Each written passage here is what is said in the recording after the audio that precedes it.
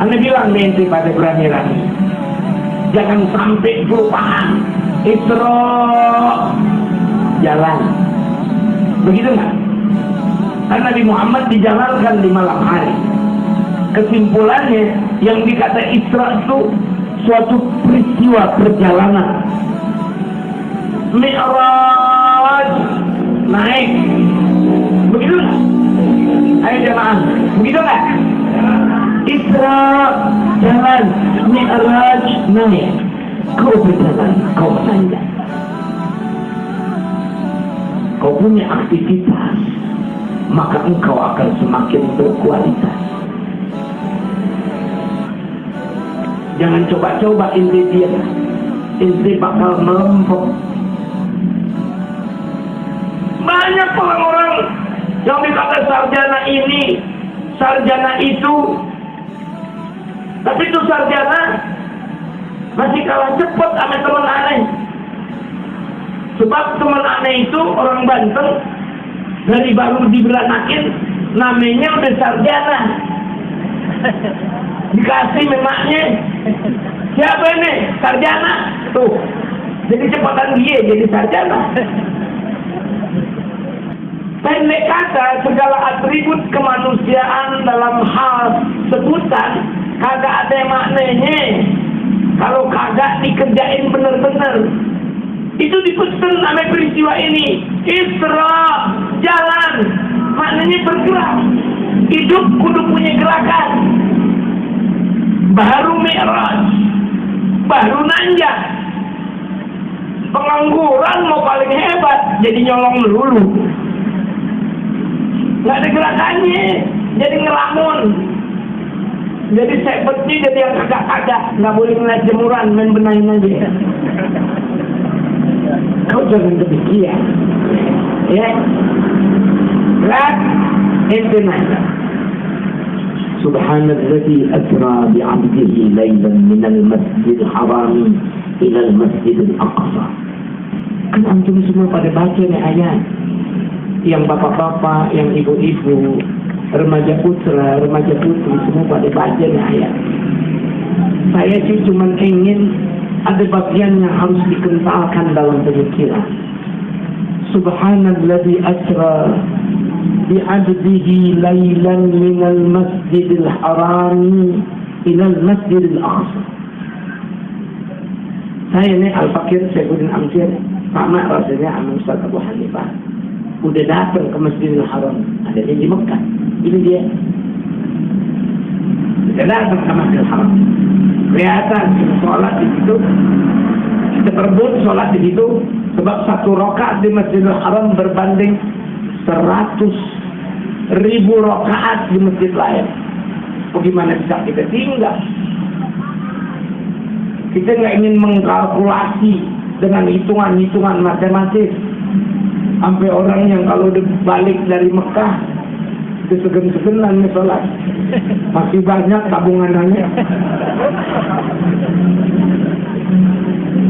Sehari aja berapa ratus ribu. Akhirnya sampai mati dia nggak sembahyang.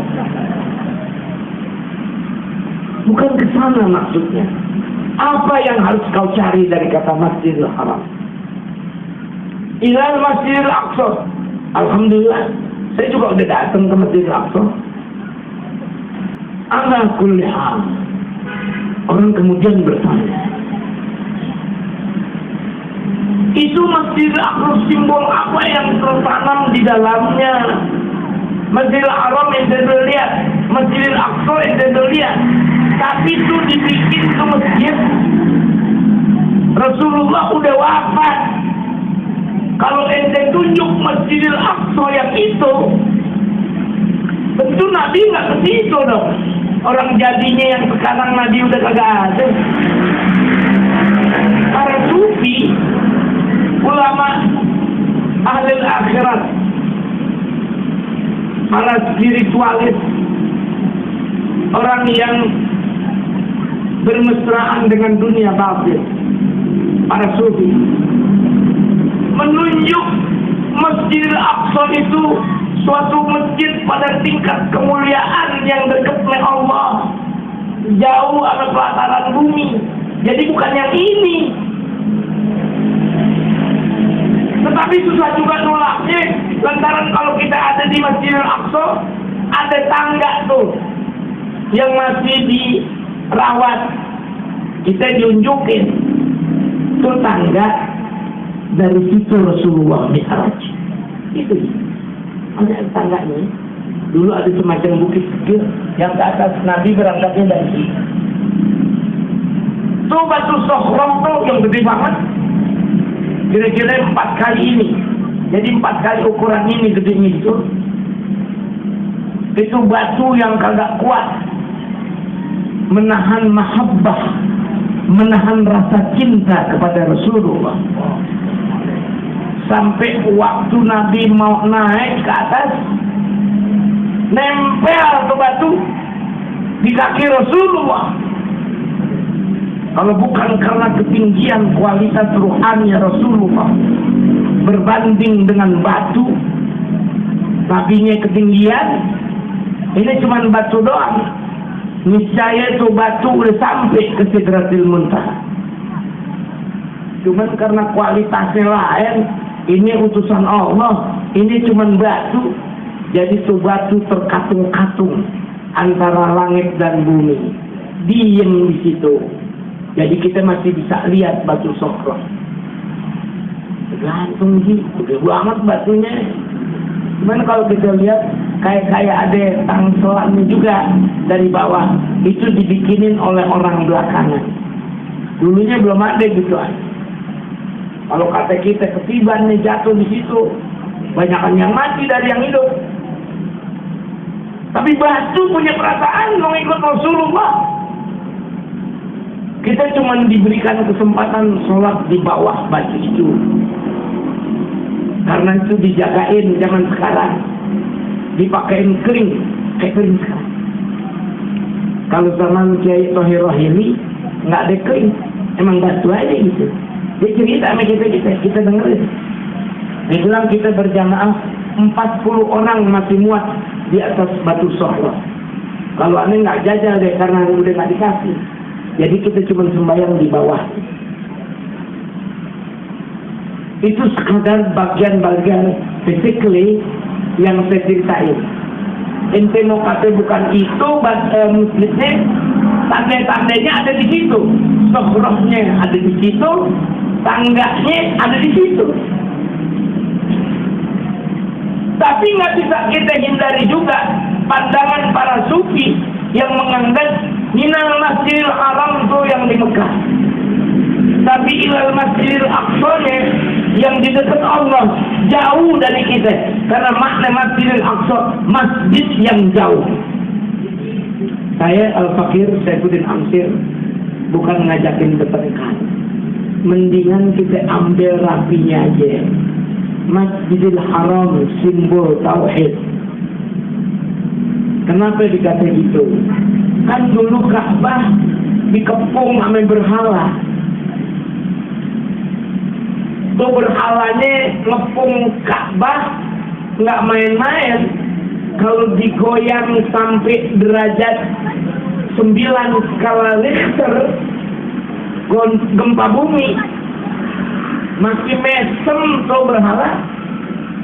Tuh patung kate, ya gue sih dikit-dikit nih. Kalau bangunan sekarang udah pada hancur. Gempa bumi 7 skala Richter, 8 skala Richter, apalagi 9.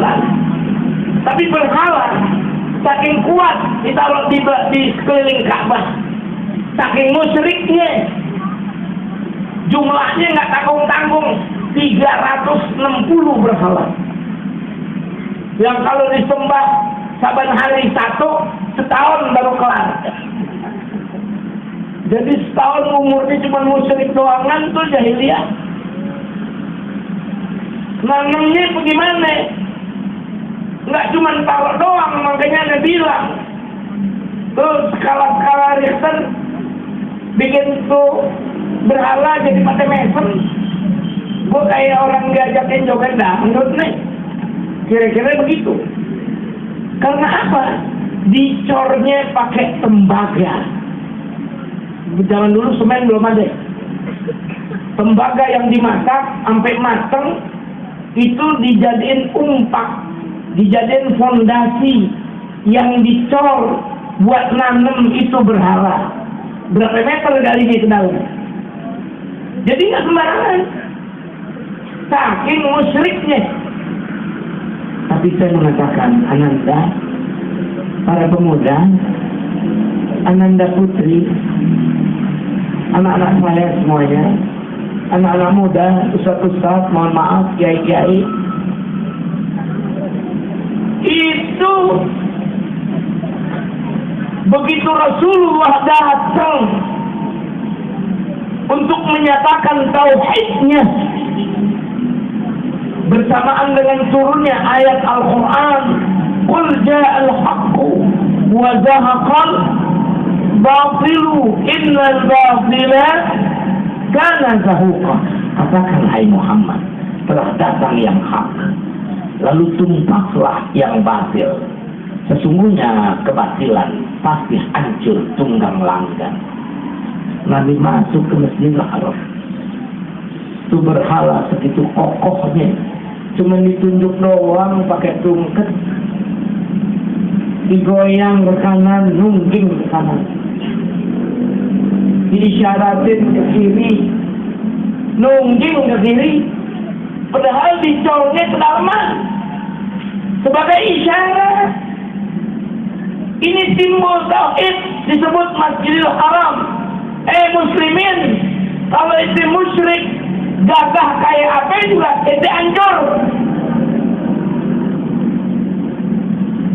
Coba itu berdukun, setannya itu dukun, ente jadiin Tuhan, nggak lama juga kekayaan ente hilang deh. Udah hilang, pikiran ente kacau. Kalau udah kacau, giliran nggak punya duit juga masih nyengir aja lagi. Orang pikirannya udah nggak stabil. Tauhid benar kan? Masjidil Haram simbol tauhid.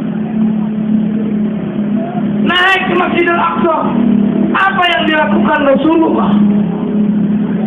Nabi diangkat jadi imam, mengimami para anbiya yang lain.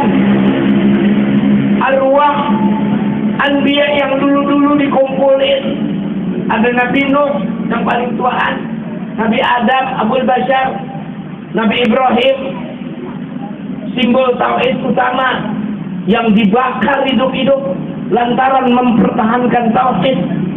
Nabi Musa, nabinya orang Yahudi. Nabi Isa, nabinya orang Nasrani. Ketika baginda Rasulullah datang, semuanya berkata, marhaban bikum wa ahlan wa sahlan ya ayyuhal mab'uth fina jita bil amril mudha'af. Itu ucapan kita, ucapan manusia. Tapi begitulah sambutan malaikat, sambutan para anbiya. Sampai waktu Rasulullah di tengah-tengah mereka, Nabi minta kepada Nabi Adam, ya Nabi Allah Adam, anta Abul Bashar, kun imaman lana. La ya bunai, tidak wahai Ananda, engkau yang jadi imam. Ya abana Ibrahim, engkau yang dibakar untuk tauhid, engkau pantas jadi imam. Oh tidak, keimaman ada di tangan engkau. Engkau ya Musa, Yahudi ada di belakangmu. Bukan ya Rasulullah, engkau yang dinantikan dan engkau menjadi imam. Nabi Isa, ya Nabi Allah Isa, yang lahir dari perawan suci Maryam, jadilah imam untuk kami. Anta akhirul anbiya'i wal mursalin, engkau yang pantas jadi imam. Jangan kitab yang gede-gede, kitabnya Habib Utsman juga nyeritain lengkap banget peristiwa ini. Namanya kitab Az-Zahrul Basin di Atwari Abil Qasim, tentang perjalanan baginda Rasulullah dalam Isra Mi'raj. Jadi anbiya pada nyerah semuanya, yang jadi imam baginda Rasulullah. Apa artinya? Anak muda jangan sok belaka, jangan sok intelek. Agama itu mau campur-campur. Yang campuran udah pada nyerah. Nabi Musa jadi makmum, Nabi Isa jadi makmum. Kalau nabi-nabinya udah pada jadi makmum, umatnya mau jadi apaan? Kan Nabi itu udah jadi makmum. Nasrani tuh Nabi Isa udah jadi makmum tuh. Fil Masjidil Aqsa, masjid yang didekatkan kepada Allah Subhanahu wa ta'ala. Semuanya jadi makmum, nabinya jadi makmum, umatnya mau jadi apaan?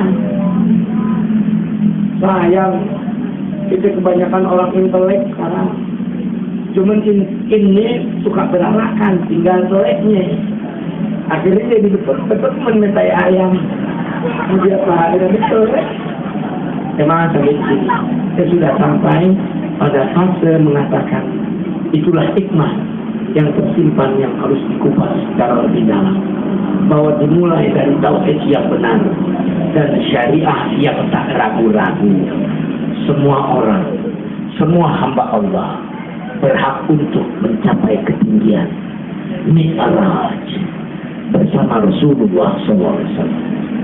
Seluruh perhatian saya ucapkan terima kasih banyak atas kesilapan saya mohon maaf. Adana Allah wa iyyakum ajma'in wal 'afwa minkum. Wassalamu alaikum warahmatullahi wabarakatuh.